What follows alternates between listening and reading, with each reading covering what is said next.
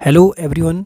आज हम लोग एमएससी इनऑर्गेनिक केमिस्ट्री में mechanism of transition metal complex के अंदर एक बहुत ही इंपॉर्टेंट टॉपिक डिस्कस करने वाले हैं, that is called trans effect. ठीक है, तो देखो ट्रांस इफेक्ट क्या होता है। Simply the ability of an attached group to direct substitution into position trans to itself is called trans effect. ठीक है, एंड सच ए ग्रुप और ligand is called spectator ligand. पहले समझो कितना सिंपल ये ट्रांस इफेक्ट है। देखो मैंने ये एक स्क्वायर प्लेयर कॉम्प्लेक्स बनाया है। ठीक है, यहाँ पर मैंने ए और बी अपने मन से लिए हैं और दो लिए हैं सी एल, तो ये स्क्वायर प्लेयर कॉम्प्लेक्स है। अब देखो यहाँ पर मैंने क्या किया कि सब्स्टिट्यूशन रिएक्शन कराया। बाहर से जो आ रहा है ना NH3 ना, NH3 को मैं चाह रहा हूँ कि NH3 को इस कॉम्प्लेक्स में सब्स्टिट्यूट करा दूँ, इस कॉम्प्लेक्स में NH3 को जोड़ दूँ और वहाँ से किसी को बाहर लगा दूँ, तो उसको सब्स्टिट्यूशन कहेंगे। ठीक है, तो क्या हुआ कि जो NH3 है, NH3 यहाँ पर जुड़ गया। समझो पहले NH3 ये हो गया, यहाँ पर जुड़ गया ए के ट्रांस में। ट्रांस क्या होता है आपको पता होना चाहिए। जब जो एंगल होता है ना 180 का बॉन्ड एंगल होगा तो उसको बोलेंगे हम लोग ट्रांस पोजिशन। अगर ये दोनों को देखो 90 पर है ना, तो ये सिस पोजीशन होती है, ये भी सिस पोजीशन, ये भी सिस पोजीशन, ये भी सिस। जब 90 डिग्री पर होंगे तो इनको सिस पोजीशन। ये कौन सी है, बी और सी एल के बीच में कितना है, 180 डिग्री है, तो इसको ट्रांस पोजीशन बोलेंगे। ए और सी एल के बीच में भी 180 है, तो ये भी क्या हुआ, ट्रांस मतलब अपोजिट पोजीशन। ठीक है, तो यहाँ पर क्या हुआ कि ए ने क्या किया कि जो NH3 हुआ है, NH3 है, अपने ट्रांस में उसको सब्स्टिट्यूट कराया। ठीक है, बी ने बी उसको अपने ट्रांस में सब्स्टिट्यूट नहीं करा पाया, तो यहाँ पर क्या बना कि जो ए का जो ट्रांस है Cl, इसको बाहर लगाया और उसकी जगह में क्या हुआ, NH3 आ गया। NH3 ने यहाँ पर सब्स्टिट्यूट किया। ठीक है, तो हम ऐसा कह सकते हैं कि जो ए है, ए की जो ट्रांस पावर है वो बी के कंपेयर में ज़्यादा है, तभी उसने अपने ट्रांस पोजिशन का जो Cl है उसकी जगह में NH3 को डायरेक्ट मतलब यानी सब्स्टिट्यूट करवाया। ठीक है, अब समझ में आ गया होगा आपको। The ability of an attached group, इनकी बात कर रहे हैं। ठीक है, to direct substitution into position trans to itself. इसने क्या किया, ए ने जो सब्स्टिट्यूशन कराया अपने ट्रांस पर ही कराया। ठीक है, इसको क्या बोलते हैं हम लोग, ट्रांस इफेक्ट कहते हैं। और जो such group ligand is called, such group और ligand is called spectator ligand. तो जो ये जहाँ पर रिएक्शन नहीं होती है, वो खाली जैसे ये है ए और बी है, इनको बोलेंगे हम लोग स्पेक्टेटर लिगेंड, क्योंकि यहाँ पर तो सब्स्टिट्यूशन होना नहीं है।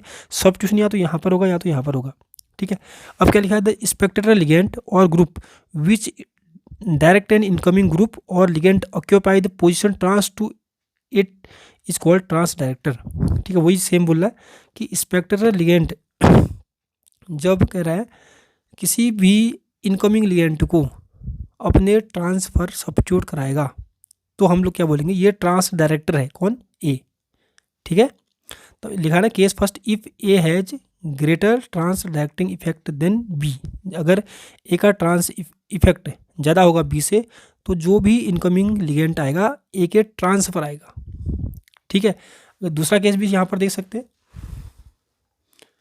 देखो दूसरा केस में क्या हो सकता है, if B has greater trans directing effect than A. अगर ए के कंपैरिजन में बी का ट्रांस इफेक्ट ज़्यादा है, तो सब्स्टिट्यूशन कहाँ पर होगा, बी क्या करेगा, बी क्या कहेगा NH3 को, आओ भाई मेरे ट्रांस पर आओ।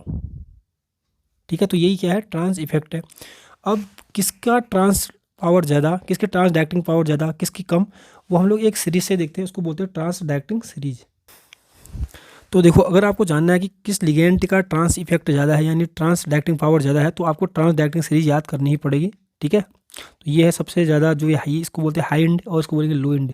लो एंड में जिनके ट्रांस इफेक्ट, जिनका ट्रांस डायरेक्टिंग पावर कम होता है उसको लो एंड में रखा जाता है।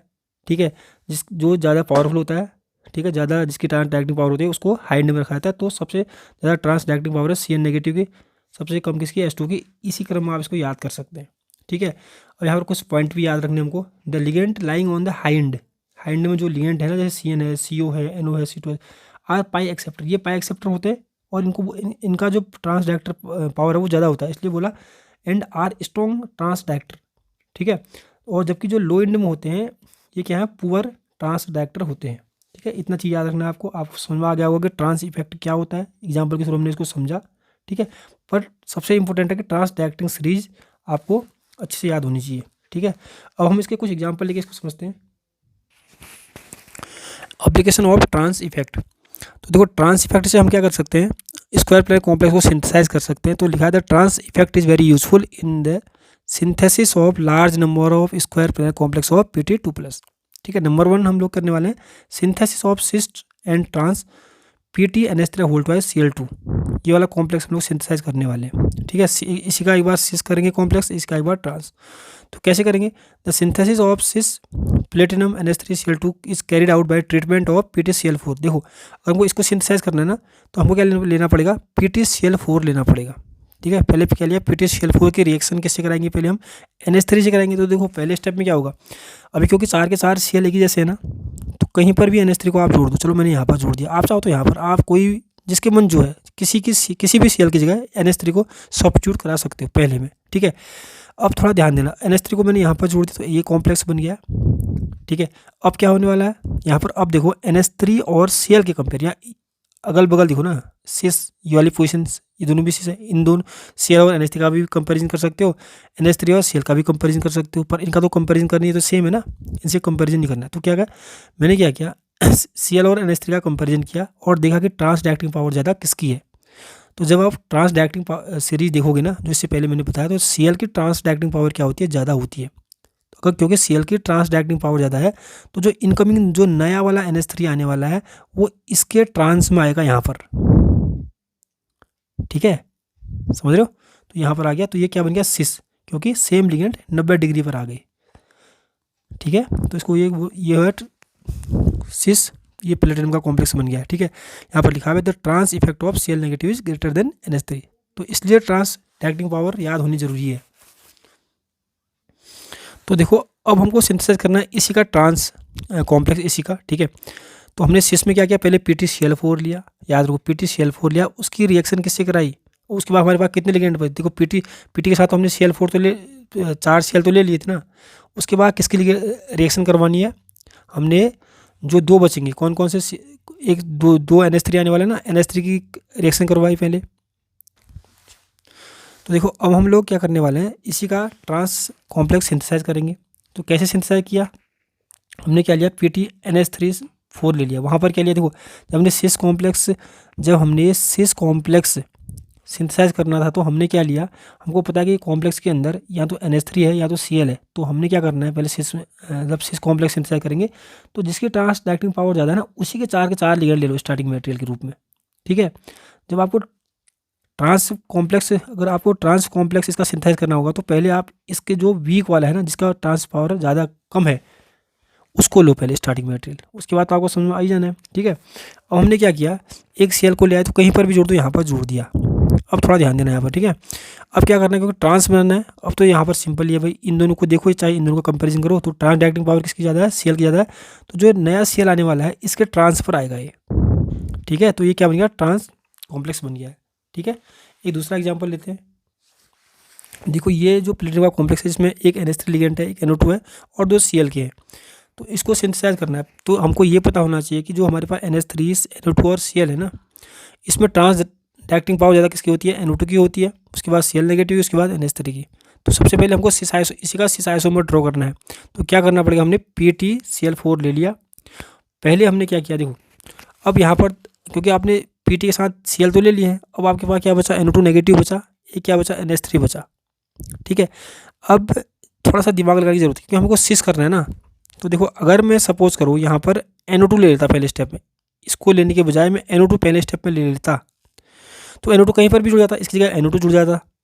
ठीक है, अब दिक्कत क्या हो जाती है कि मैं सिंथेसाइज करना चाह रहा हूँ सिस वाला। ठीक है, क्योंकि यहाँ पर NO2 आया था, तो फिर नेक्स्ट स्टेप में क्या आता? जो भी लिगेंड आता, ठीक है, फिर नेक्स्ट स्टेप में क्या आता? फिर NO2 तो यहाँ पर पहले स्टेप में आ गया, दूसरे स्टेप में क्या आता? NH3 आता ना। तो NO2 का ट्रांसडक्टिंग पावर क्या होता है? Cl से ज़्यादा होता है। तो जो NH3 आता वो यहाँ पर आया था, तो वो ट्रांस कॉम्प्लेक्स से बन जाता। ठीक है, पर मैं सिस सिंथेसाइज करना चाह रहा हूँ, तो मैंने क्या किया? पहले PTCl4 लिया, इसलिए मैंने जो वीक वाला है, जिसकी ट्रांसडक्टिंग पावर NO2 से कम है, उसको लिया।